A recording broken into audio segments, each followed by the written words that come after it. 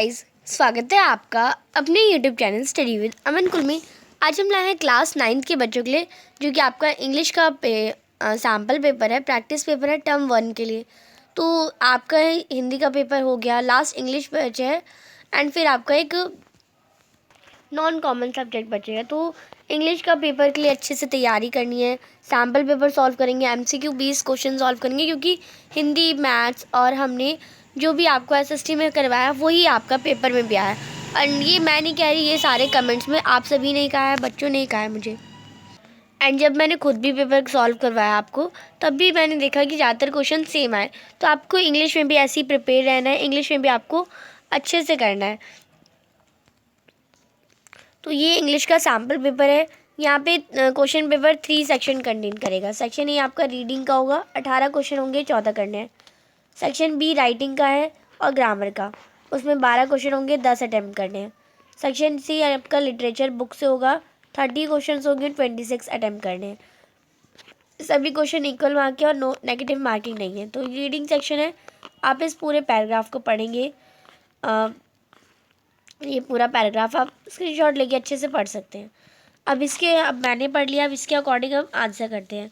Based on your understanding of the passage, आपने passage पढ़ा, आपको कितनी 10 क्वेश्चन दे रखे, कितनी 8 के आपको आंसर करने हैं। तो यहाँ पे हम आपको पूरे करवाएंगे, पर आपको पेपर में कैसे करने हैं, पूरे नहीं करने। अकॉर्डिंग टू द पैसेज के अकॉर्डिंग किसने कहा, ये वो सैड, यानी किसने कहा where are we going for dinner now, यानी किसने कहा कि हम कहाँ जाएंगे डिनर के लिए। तो वो one of at the steering, जो कि स्टेयरिंग जो बैठा हुआ था, उसी ने कहा था। क्वेश्चन नंबर 2 है 20 ईयर्स अगो, यानी 20 साल बीत गए। According to the passage decision word, जो डिसीजन कैसा था, taken by the head of the family. तो वो फैमिली के हेड, यानी पैसेज के अकॉर्डिंग फैमिली का हेड 20 साल से ही डिसीजन लेता आ रहा है। क्वेश्चन नंबर 3 है in modern times children are dash to make their own decision from a early age. कौन सी इसमें चिल्ड्रंस को अलाउड होता है कि वो डिसीज़न ले सके बहुत कम एज में ही। तो इसमें भी आपका फर्स्ट में बी ऑप्शन, सेकंड में आपका सी एंड थर्ड में डी ऑप्शन करेक्ट रहेगा। क्वेश्चन नंबर 4 है generally a parent advice is often taken as dash by the children. तो जो जनरली एक पेरेंट होता है, वो एक अननेसेसरी टीचिंग दे देता है कि वो अपना एक पेरेंट एडवाइस दे देता है अपने बच्चों को कि वो अननेसेसरी टीचिंग कर सके। तो इसमें आपका बी ऑप्शन करेक्ट हो जाता। क्वेश्चन नंबर 5 है these days children wants to, यानी इन दोनों बच्चों को क्या चाहिए होता है, इन दोनों बच्चों को चाहिए होता है गो विद द फ्लो, यानी वो अपने ही मन मगन मस्त में चले। तो इसमें आपका बी ऑप्शन करेक्ट हो जाएगा। नेक्स्ट है question number 6 the message convey by this passage this the parent should.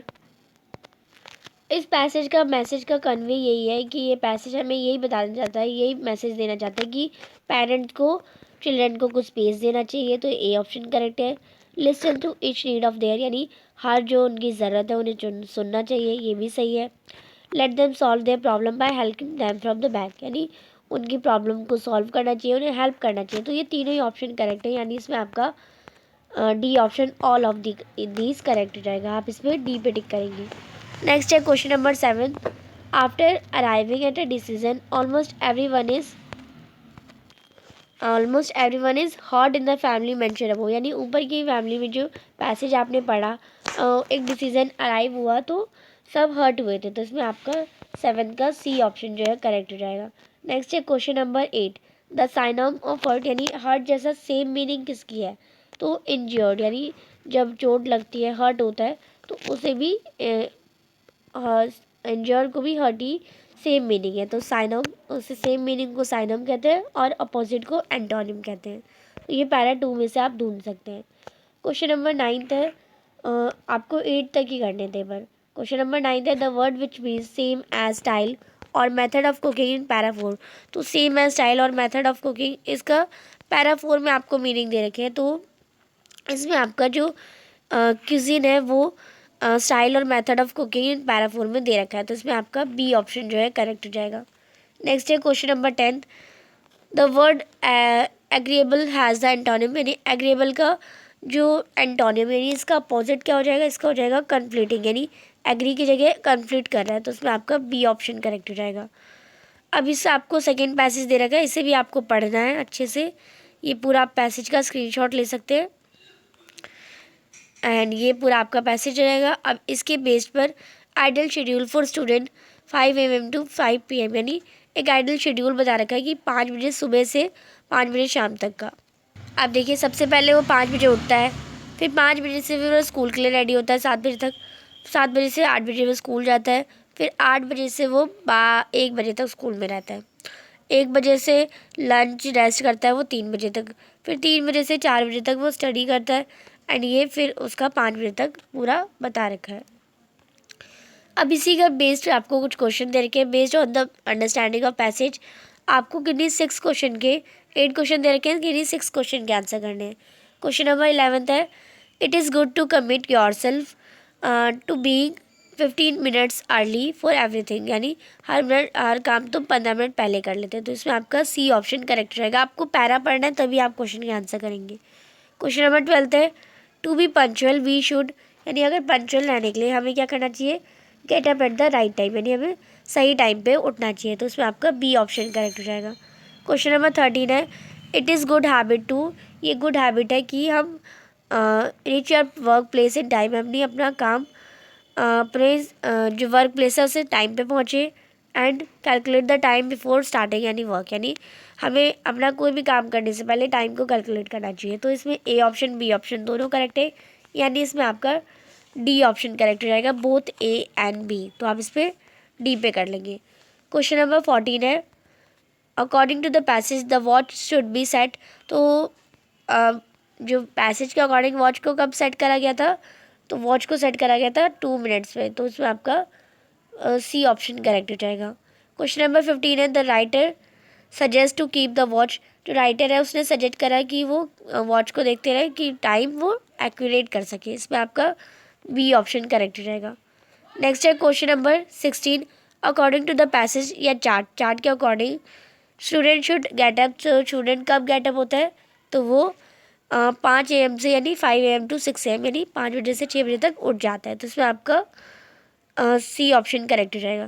Question number 17 है, proper time dash help everyone led a stress free life, यानी इसमें आपको बोला गया है जो प्रॉपर टाइम मैनेजमेंट हम करेंगे तो हमारी हम सभी की स्ट्रेस फ्री, हमें कभी स्ट्रेस नहीं होगा और एक स्ट्रेस फ्री लाइफ होगी।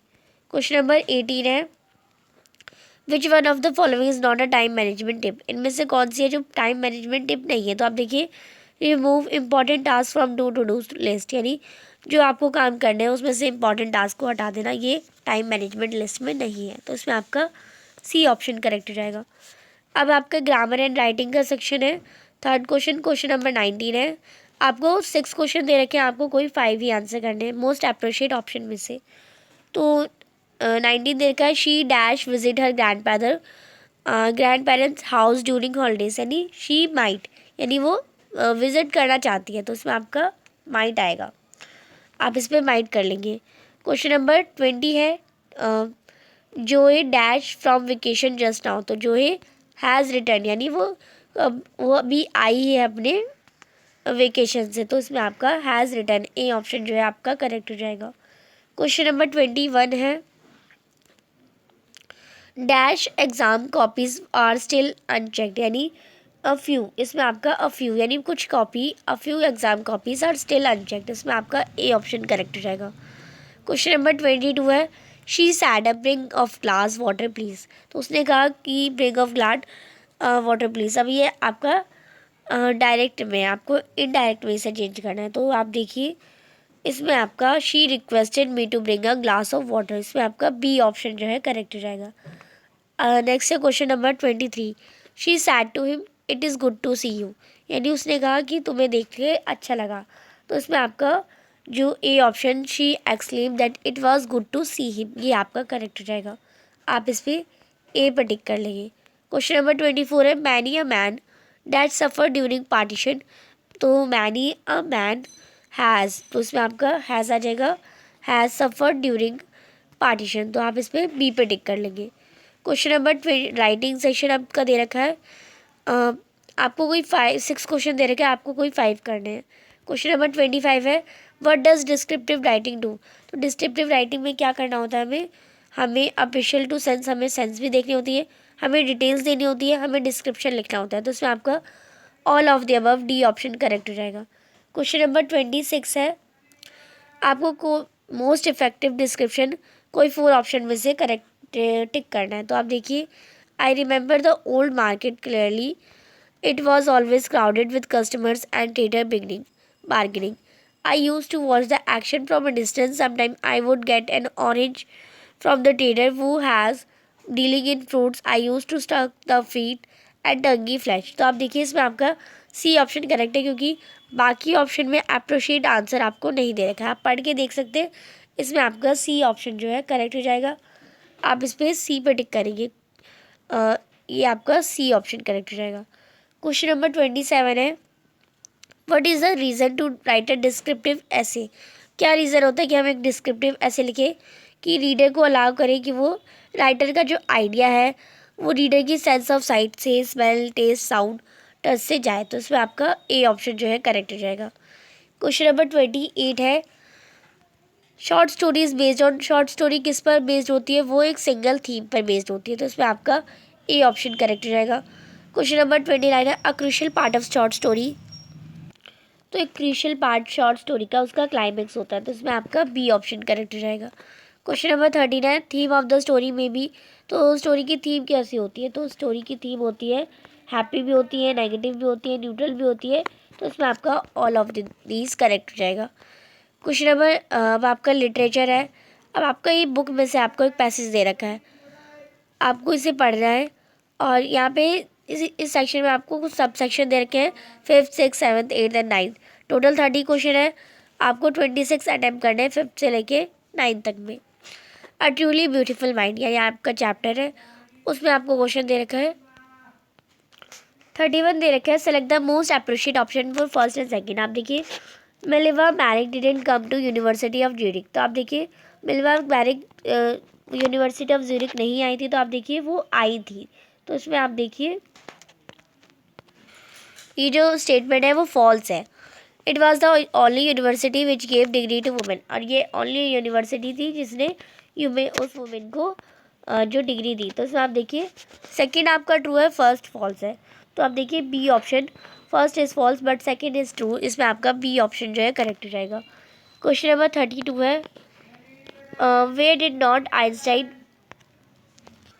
तो आइंस्टाइन ने कहाँ ना जाने के लिए अपनी स्कूल फिनिश करी? तो उन्होंने वो बासेल नहीं गए थे, वो स्विट्ज़रलैंड भी नहीं गए थे, वो फ्रैंकफर्ट भी नहीं गए थे, वो ज्यूरिख गए थे। तो इसमें आपका फर्स्ट, थर्ड और फोर्थ ऑप्शन जो है करेक्ट हो जाएगा, फर्स्ट, थर्ड और फोर्थ। तो आप देखिए ऑप्शंस में ए नहीं है, इसमें आपका C option, third, first and fourth, यानी फर्स्ट, थर्ड एंड फोर्थ, उल्टा बोले या सीधा बोले वैसे ही इसमें आपका सी ऑप्शन जो है करेक्ट हो जाएगा। क्वेश्चन नंबर 33 है, वे डिड मैलिवा वाई डिड जो मैलिका मैरिक है वो यूनिवर्सिटी ऑफ ज्यूरिख क्यों आई? क्योंकि वो एक ओनली यूनिवर्सिटी जिन्होंने उन्हें डिग्री दी। तो इसमें आपका ए ऑप्शन जो है करेक्ट हो जाएगा। क्वेश्चन नंबर 34 है, आइंस्टाइन ने जब कहा था how happy and proud I shall be when we both have brought our work on relativity to a victorious conclusion. In it victorious means, अब इसमें विक्टोरियस का क्या मतलब है? तो आप देखिए विक्टोरियस का मतलब है ट्रम्पेट। तो आपका इसमें आपका बी ऑप्शन जो है करेक्ट हो जाएगा।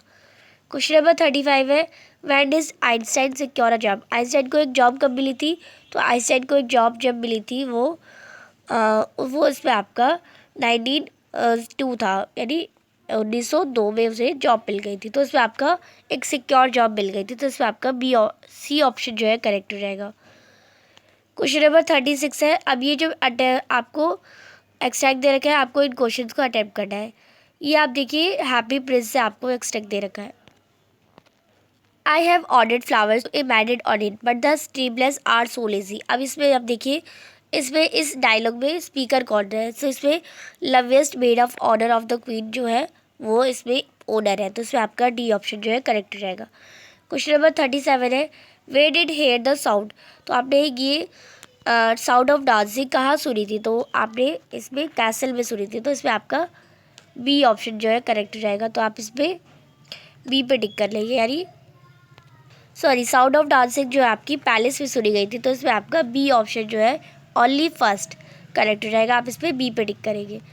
क्वेश्चन नंबर 38 है वो हैज़ हर ड्रेस वाई, तो यानी किसके पास उसकी ड्रेस थी और क्यों। The seamstress her dress because the maid of honour had ordered her to embroid flower on it, तो इसमें आपका बी ऑप्शन जो है करेक्ट हो जाएगा। आप इस पर बी पे टिक कर लेंगे। 39 दे रखा है why did a beautiful girl come out with her lover, तो जो कहाँ पे जो ब्यूटीफुल गर्ल थी वो अपने लवर के साथ आई, तो वो बैल्कनी में आई थी, तो इसमें आपका सी ऑप्शन जो है करेक्ट हो जाएगा। क्वेश्चन नंबर 40 है वो is not lazy when it comes is ordering flowers to the embroidered on my dress, तो ड्रेस मेकर नहीं लेजी था और जो एम्ब्रॉयडर से वो भी लेजी नहीं थे, सीमस्ट्रेस भी लेजी नहीं थी, तो इसमें आपका जो सी ऑप्शन है second, first and third only, ये आपका करेक्ट रहेगा। आप इस पर सी पे टिक कर लेंगे। क्वेश्चन नंबर 41 है आपको इस एक्सट्रैक्ट को पढ़ना है, तो ये पूरा आपका एक्सट्रैक्ट है, रेन ऑन द रूफ से है। अब आपको 41 का क्वेश्चन का आंसर देना है। Who are darling dreamers in the poem, अब इनमें डार्लिंग ड्रीमर्स कौन है, तो आप देखिए children who miss their mother are the darling dreamer of the poem, तो आप इस पर ए ऑप्शन पे टिक कर लेंगे। नेक्स्ट है question number 42 word tingle on the shingle, तो रेन ड्रॉप्स जो है वो टिंगल कर रही है शिगल्स पे, तो इसमें आपका ए ऑप्शन जो है करेक्ट हो जाएगा। What makes an echo in the poet mind, यानी पोएट के माइंड में एको किसने बनाया, द म्यूजिक ऑफ पैटर, यानी जो बारिश की बूंदें जो पैटर पैटर साउंड कर रही थी वही एको पोएट के माइंड में बना रही थी, तो उसमें आपका सी ऑप्शन जो है करेक्ट हो जाएगा। क्वेश्चन नंबर 44 है where is rain making a noise, तो रेन कहाँ पे एक शोर मचा रही थी, तो उसमें आपका B option on the roof वो शोर मचा रही थी। क्वेश्चन नंबर 45 है trace a word from the extent which means memories, memories का मतलब आपको एक वर्ड ट्रेस करना है, तो रिकलेक्शन, इसमें आपका बी ऑप्शन रिकलेक्शन करेक्ट हो जाएगा। क्वेश्चन नंबर 46 है, अब इससे आपको एक्सट्रैक्ट को पढ़ना है और 46 द साउंड ऑफ म्यूजिक से है। क्वेश्चन नंबर 46 है where was the shehnai traditionally played, तो ट्रेडिशनली कहाँ प्ले करी जाती थी शहनाई को, तो शहनाई को टेम्पल्स में भी प्ले करा जाता था, वेडिंग सेरेमनीज में और ऑस्पिशियस सेरेमनीज में, तो इसमें आपका D option all of the above correct हो जाएगा। क्वेश्चन नंबर 47 है what except of the shehnai began to considered auspicious, तो कौन सा एक्सपेक्ट था जो कि बहुत ज़्यादा ऑस्पिशियस था, तो उसकी साउंड जो थी वो बहुत ज़्यादा ऑस्पिशियस थी। नेक्स्ट है question number 48 what is the highest civilian award in India, तो हाईएस्ट सिविलियन अवार्ड जो है वो पद्म विभूषण है, तो इसमें आपका बी आप देखिए इसमें आपका भारत रत्न सबसे ज़्यादा पहले है, फिर पद्म विभूषण है, तो इसमें आपका B option only first correct हो जाएगा। आप इस पर बी पे टिक कर लेंगे। क्वेश्चन नंबर 49 है वो चेंज द परस्पेक्शन ऑफ शहनाई, तो शहनाई का परस्पेक्शन किसने चेंज कर दिया, बिस्मिल्लाह खान ने चेंज कर दिया, तो इसमें आपका सी ऑप्शन बिस्मिल्लाह खान हो जाएगा। क्वेश्चन नंबर 50 है in the past shehnai was part of our Norman और traditionally example of dash instrument from that royal guard, तो एक ट्रेडिशनल पार्ट था किसका 9 इंस्ट्रूमेंट का जो कि रॉयल गार्ड में बजाए जाते थे, तो इसमें आपका ए ऑप्शन 9 आ जाएगा। अब आपको क्वेश्चन नंबर 9 है इन क्वेश्चंस का आपको अटेम्प्ट करने हैं। क्वेश्चन नंबर 50 है 1 है वो did the happy Prince send his second sapphire 4, तो सेकंड जो सैफायर था उन्हें पुअर मैच गर्ल को दिया था, तो इसमें आपका ए ऑप्शन करेक्ट हो जाएगा। In which standard Abdul was when the new teacher was a consecutive mind has come to his class, तो अब्दुल कलाम कौन सी क्लास में थे तब, तो वो 5th स्टैंडर्ड में थे, तो इसमें आपका बी ऑप्शन जो है करेक्ट हो जाएगा। नेक्स्ट है question number 53 which type of look did the ticket collector give to he grandfather, तो किस टाइप का लुक टिकट कलेक्टर ने उनके ग्रैंडफादर को दिखाया, तो इसमें आपका हैप्पी और ट्रिफिड, तो इसमें आपका ए ऑप्शन जो है करेक्ट हो जाएगा। क्वेश्चन नंबर 54 है ये जो पोएम थी आपकी legend of northern land, why can't people sleep through the winter nights in northern land, यानी लोग विंटर नाइट से सो क्यों नहीं पाते थे, क्योंकि वहाँ पे आप देखिए तो वहाँ पे जो नाइट्स थी वो बहुत ज़्यादा लॉन्ग थी, तो इसमें आपका बी ऑप्शन जो है करेक्ट हो जाएगा। क्वेश्चन नंबर 55 है why was Kezia afraid of her father, Kezia जो थी वो अपने फादर से अफ्रेड क्यों रहती थी, क्योंकि क्योंकि उसके फादर जो थे उससे रूडली और उसकी हर बात में मिस्टेक निकालते थे, फॉल्ट निकालते थे। She thought that he was hard, अब वो सोचती थी कि वो बहुत हार्ड है, हार्टेड मैन है, यानी उसका दिल पत्थर का है। Was he beat for a tearing his paper, यानी उन्होंने एक पेपर फाड़ने पर भी उन्हें मारा भी था। तो इस पर आपका तीनों ही ऑप्शन करेक्ट हो जाएगा, तो आप इस पर डी पे टिक कर लेंगे। क्वेश्चन नंबर 56 है, what is Toby referring to a waste. तो टॉबी ने किसे रेफर करा था कि ये वेस्ट है, तो उन्होंने एक ओल्ड बुक को रेफर करा था। तो इसमें आपका बी ऑप्शन करेक्ट हो जाएगा। क्वेश्चन नंबर 57 है, when did grandfather tell the narrator about his tips afterwards. तो ग्रैंडफादर ने कब बताया नरेटर को कि वो अपनी ट्रिप से आ चुके हैं। तो इसमें आपका बी ऑप्शन था, मिस चीफ ऑफ ट्वीटोर। तो इसमें आपका बी ऑप्शन जो है करेक्ट हो जाएगा। क्वेश्चन नंबर 58 है, व्हाट डिड द सैंड पीकर। तो सैंड पीटर ने लिटिल वुमेन से क्या मांगा था, एक सिंगल केक मांगा था। तो इसमें आपका ए ऑप्शन करेक्ट हो जाएगा। क्वेश्चन नंबर 59 है, what did the school headmaster say about Einstein. तो स्कूल हेडमास्टर ने आइंस्टाइन के बारे में क्या बताया था, he can't be success at anything, यानी उन्होंने कहा था कि ये कभी भी इसे सफलता नहीं मिलेगी। क्वेश्चन नंबर 16 और लास्ट क्वेश्चन है, इन द लिटिल गर्ल, ये जो आपका चैप्टर था लिटिल गर्ल, वो made you and cry in the house, यानी किसने जो था, जो बच्चे को, लिटिल गर्ल को रुलाया था और डराया था। तो केजिया के फादर ने। तो इसमें आपका ए ऑप्शन जो है करेक्ट हो जाएगा। तो ये आपका पूरा सैम्पल पेपर कंप्लीट होता है। अब आपका इंग्लिश का जो एमसीक्यू वीडियोस है आप वो भी देख सकते हैं। हर चैप्टर की, जितने चैप्टर आपके पेपर में आ रहे हैं उनके एमसीक्यू वीडियोस डल जाएगी, तो इससे आपकी अच्छी प्रिपरेशन हो जाएगी। तो चैनल को अभी तक सब्सक्राइब नहीं किया तो प्लीज़ चैनल को सब्सक्राइब ज़रूर कर दें। आपकी एक सब्सक्राइब से हमें बहुत खुशी मिलती है। आप एक सब्सक्राइब करेंगे, इससे आपका ही फ़ायदा होगा, आपको नोटिफिकेशन मिलता रहेगा जैसी वीडियो डलेगी। एंड आपका इंग्लिश का एग्ज़ाम हो जाएगा तो मैं आपके उसके सॉल्यूशन भी डाल दूँगी। तो प्लीज़ वीडियो को लाइक करिए, चैनल को सब्सक्राइब करिए और ज़्यादा से ज़्यादा दोस्तों के साथ शेयर करिए। Thanks for watching video, bye bye guys.